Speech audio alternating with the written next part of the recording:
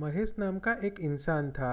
महेश को पैसा कमाने के बदले पिताजी के पैसे उड़ाने में बहुत मज़ा आता था। फिजूल का खर्चा करना तो जैसे महेश की आदत बन चुकी थी। महेश की पत्नी भी उससे तंग आ चुकी थी। महेश कुछ भी कमाता नहीं था, बस पूरा दिन दोस्तों के साथ बैठकर मोबाइल फ़ोन में गेम खेला करता था।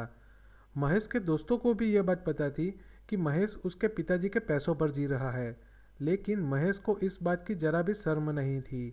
एक दिन महेश के पिता ने उससे कहा, दोस्तों के साथ बैठकर पूरा दिन मोबाइल में गेम खेलने से अच्छा कोई काम धंधा करो और पैसे कमाओ।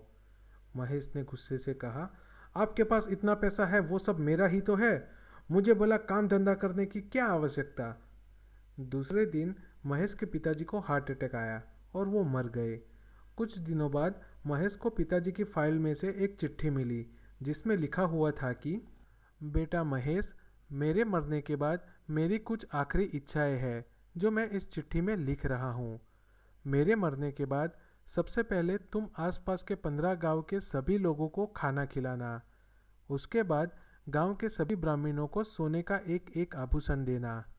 हमारे गांव में जितनी भी गाय है उन सबको पूरे 1 महीने तक चारा खिलाना। इतना ही नहीं, बल्कि मेरी दोनों बेटियों को मेरे बैंक अकाउंट में जो पैसे पड़े हैं वो बराबरी से बांट कर देना। उसके बाद जो भी बचे वो सब तुम्हारे पास रख लेना।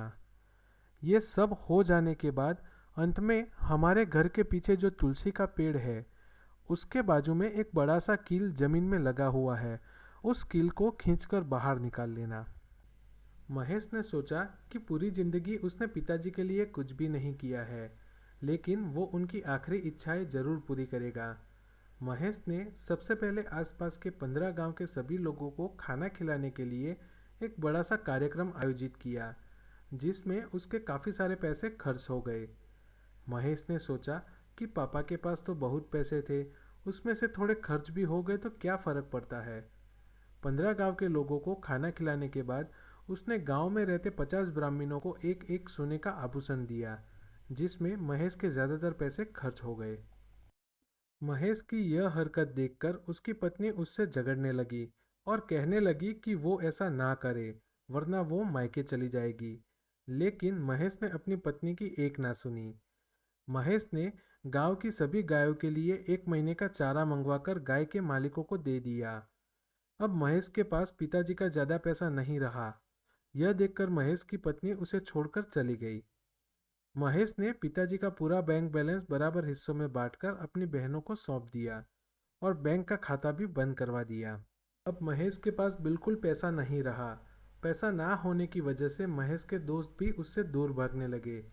महेश जब अपनी दोनों बहनों के पास कुछ पैसे उधार लेने गया तो दोनों बहनों ने महेश के साथ रिश्ता तोड़ दिया। घर में खाना खाने के लिए भी पैसे नहीं थे।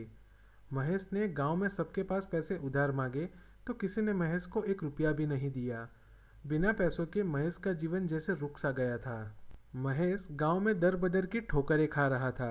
महेश के रिश्तेदारों ने भी महेश के पास पैसे ना होने की वजह से उससे सारे रिश्ते नाते तोड़ दिए थे। महेश को पैसे की अहमियत समझ में आ गई थी और वो यह भी समझ गया था कि यदि आपके पास पैसे हो तो लोग आपको सम्मान से बुलाते हैं, आपके साथ रिश्ते नाते भी रखते हैं। पैसे हो तो दोस्तों की लाइन लग जाती है, लेकिन बिना पैसों के लोग सिर्फ हमें धुतकारते हैं, हमसे नफरत करते हैं। आखिर में महेश ने नौकरी करने का फैसला लिया। गांव में उसे झाड़ू मारने की नौकरी मिली। 2 वक्त की रोटी के लिए मजबूरन महेश ने झाड़ू भी मारना शुरू कर दिया था। एक दिन महेश घर में झाड़ू पोछा कर रहा था, तभी उसकी नज़र तुलसी के झाड़ पर गई, जिसके बाजू में जमीन पर एक बड़ा सा कील लगा हुआ था। महेश ने पिताजी की आखिरी इच्छा अनुसार उस कील को जमीन से बाहर खींचकर निकाला तो वहां जमीन में एक बड़ा सा खड्डा बन गया। महेश ने खड्डे में ध्यान से देखा तो एक बैग पड़ा हुआ था। महेश ने वो बैग बाहर निकालकर खोला तो उसमें काफ़ी सारे पैसे पड़े हुए थे और एक वसीयत थी, जिसमें महेश के पिताजी ने जहाँ जहाँ पैसे छुपाए थे, जहाँ जहाँ ज़मीन खरीदी थी, उन सब के बारे में लिखा हुआ था। इतना ही नहीं, बल्कि पिताजी ने वो सारी ज़मीनें महेश के नाम कर दी थी। महेश अब फिर से पैसे वाला बन गया था और उन्हीं पैसों से उसने एक छोटा सा धंधा शुरू किया, जो आगे जाके एक बहुत बड़ी इंडस्ट्री में तब्दील हो गया।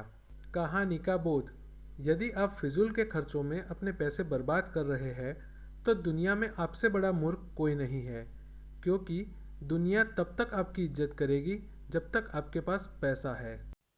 अगर आपको हमारा ये वीडियो पसंद आया है तो हमारे चैनल को सब्सक्राइब करिए।